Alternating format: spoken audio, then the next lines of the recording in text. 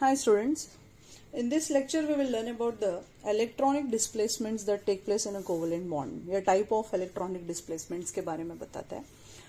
तो ये effect basically दो टाइप के होते हैं, एक होता है इंडक्टिव इफेक्ट और दूसरा होता है इलेक्ट्रोमेरिक इफेक्ट।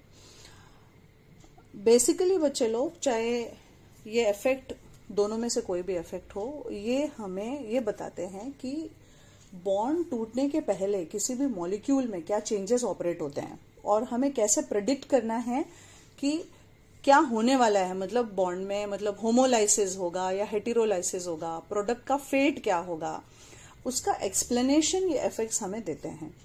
तो इन्हें अंडरस्टैंड करने का कोशिश करते हैं। जैसे बाकी डिफरेंसेस के फॉर्म में पढ़ा था हमने, वैसे ये भी हम पैरेलली डिस्कस कर सकते हैं।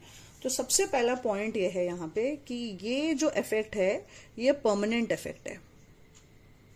कैसा इफेक्ट है ये? परमानेंट इफेक्ट है। और ये जो है ये टेम्पररी इफेक्ट है। Now we will try to understand why is the effect permanent and temporary. Okay, let us try to focus on that. So whenever, suppose try to understand this, what does it say? Suppose I have a chain of carbon atoms and to that I will attach any electron withdrawing group. जैसे मैंने कोई भी electron withdrawing group X लगा दिया। अब ये electron withdrawing groups क्या क्या हो सकते हैं? They can be nitro, cyanide, carboxylic acid, aldehyde, ketone, है ना, ऐसा सब ये लोग हो सकते हैं। और एसिड भी हो गया, राइट। पहले एसिड लिखते हैं हम ताकि यहाँ पे ऑर्डर भी हो जाए। फिर अल्डिहाइड आ गया, फ्लोरीन आ गया, क्लोरीन आ गया, ब्रोमीन आ गया, आयोडीन आ गया। ये सब हाईली इलेक्ट्रोनेगेटिव ग्रुप्स हैं बच्चे लोग। ऐसे ग्रुप्स को यदि यहाँ पे आप रखोगे तो ये जो सिंगल कोवलेंट बॉन्ड है आपका वो पोलराइज हो जाएगा। It will show partiality towards the electronegative atom and it is affected in a chain. जैसे टग ऑफ वॉर खेलते हैं हम, है ना। टग ऑफ वॉर में मान लो इधर से कोई रस्सी खींच रहा है, रस्सी वाली गेम, राइट। तो सबसे ज्यादा प्रेशर तो ये पहले वाले पे ही रहेगा। जैसे जैसे आगे जा रहा है वो प्रेशर थोड़ा कम होता जाता है। सो ये जो इलेक्ट्रोनेगेटिव ग्रुप है ये इस कोवलेंट बॉन्ड के पेयर ऑफ इलेक्ट्रॉन्स को अपनी तरफ खींचता है, राइट। क्या कभी भी उल्टा हो सकता है? नहीं, क्योंकि जो इलेक्ट्रोनेगेटिव है उसी की टेंडेंसी है to pull the pair of electron towards itself. उसको आप इलेक्ट्रोनेगेटिव कैरेक्टर बोलते हो, right. So this displacement of a covalent bond, है ना, पोलराइजेशन ऑफ कोवलेंट बॉन्ड किसकी तरफ? Towards the more electronegative atom due to large difference in the electronegativity values of two atoms. इसे हम इंडक्टिव इफेक्ट बोलते हैं। जबकि इलेक्ट्रोमेरिक जो है वो कंडीशनल है। कंडीशनल कैसा है? जैसे मान लो मैंने कोई कार्बोनिल ग्रुप ले लिया और इसमें मैंने कोई रिएजेंट डाल दिया। मान लो इलेक्ट्रोफिलिक रिएजेंट डाला। जैसे ही मैंने रिएजेंट डाला यहाँ पे क्या होगा? ये पाई बॉन्ड में होता है। दूसरी बात, ये सिग्मा बॉन्ड में होता है और ये पाई बॉन्ड में होता है। तो हम ये डिफरेंस भी लिख देते हैं यहाँ पे कि it takes place in sigma bond. ये सिग्मा का सिंबल है। जबकि ये कहां टेक प्लेस होता है? Takes place in pi bond.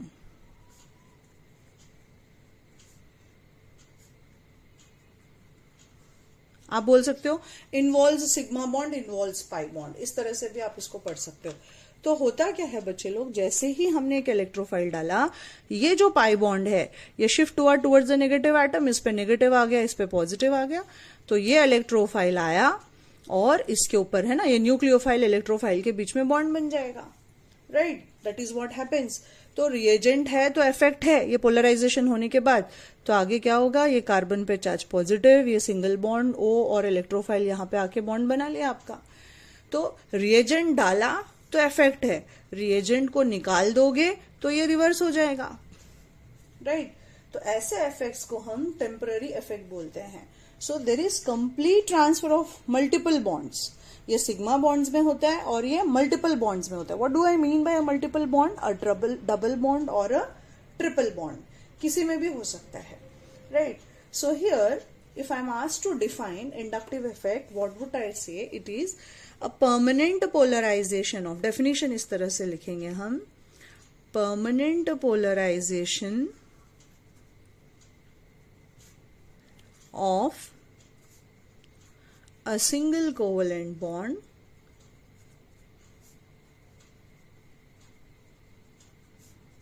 किसकी तरफ? towards the more electronegative atom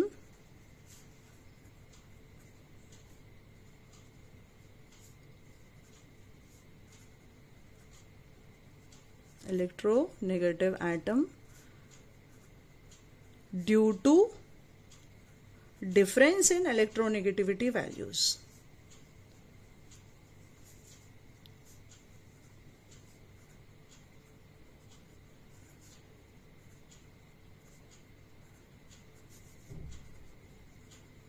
जबकि इस इफेक्ट को कैसे डिफाइन करोगे आप? Temporary shifting of pi bonds. क्या बोलेंगे इसको हम? Temporary shifting of pi bonds या मल्टीपल बॉन्ड, कैसा भी बोल सकते हो आप, इन द प्रेजेंस ऑफ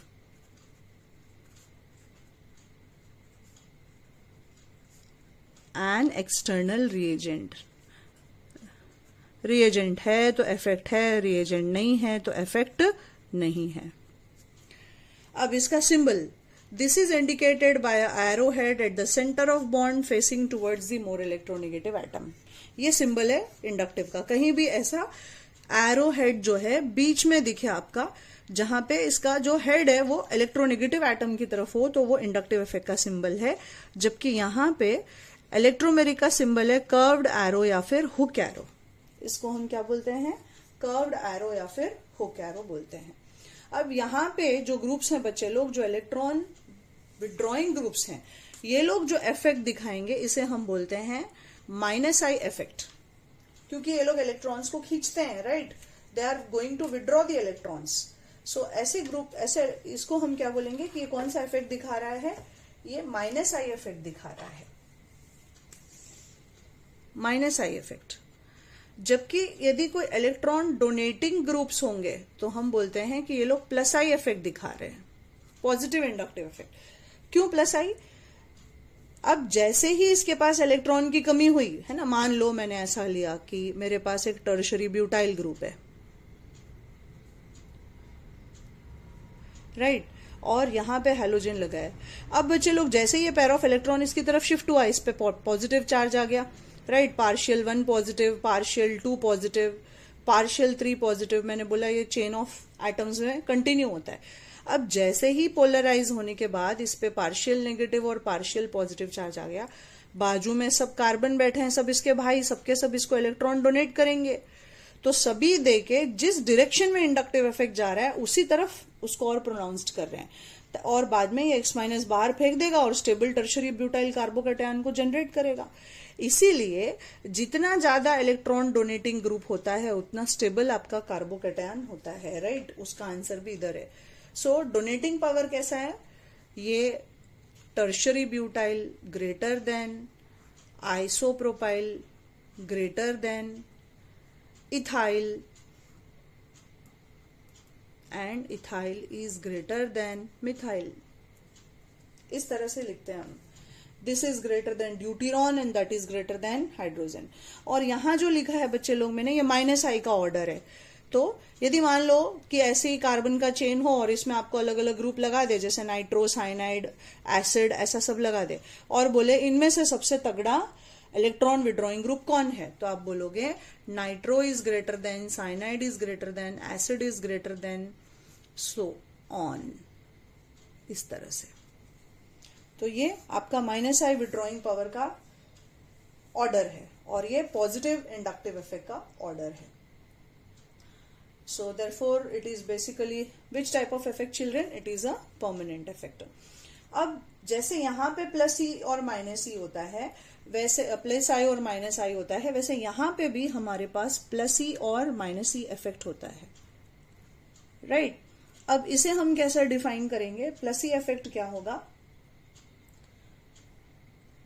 जैसे ही आप इलेक्ट्रॉन को ट्रांसफर कर रहे हो, है ना, मान लो जैसे मैंने C डबल बॉन्ड C लिया और बाकी तो इधर है ही बॉन्ड, जैसे 4 बॉन्ड होना चाहिए.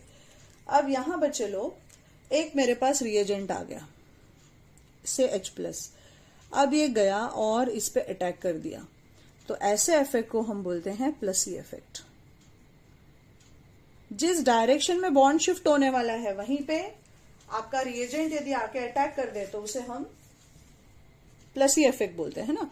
मान लो मतलब जैसे इस तरह से समझो आप कि ये पेयर ऑफ इलेक्ट्रॉन को उठा के मैंने इस पे रखा तो इस पे प्लस आ गया और इस पे माइनस आ गया। तो रिएजेंट जो है जिस डायरेक्शन में बॉन्ड शिफ्ट हो रहा है उसी कार्बन पे अटैक कर रहा है। अब इसकी जगह मान लो मैं ऐसा कुछ ले लूं कि ये है मेरे पास और मेरा रिएजेंट एक साइनाइड है, पकड़ लो, राइट। तो बच्चे लोग बॉन्ड ऐसा शिफ्ट होगा, किस तरह से, ये पाई बॉन्ड अब इधर जाएगा, ठीक है। तो ये इस पे गया, मतलब इस पे चार्ज माइनस आ गया यहां जाने के बाद, और इस पे चार्ज प्लस आ गया। तो ये जो है जिस डायरेक्शन में बॉन्ड शिफ्ट होगा उसके पीछे आके अटैक करेगा, तो इसे आप बोलते हो minus E effect. So if the external reagent will attack in the direction of bond shift, then it is called as positive. And if it attacks away from the direction of bond shift, मतलब bond इधर shift हो रहा है और reagent पीछे जाके attack कर रहा है, पीछे वाले पे direction of bond shift में attack नहीं कर रहा है, तो उसे हम बोलते हैं minus electromeric effect. So this is a basic idea of inductive and electromeric effect, children. We will see the further effects, electronic effects, where we have to learn about resonance and hyperconjugation. That will be in the upcoming lectures.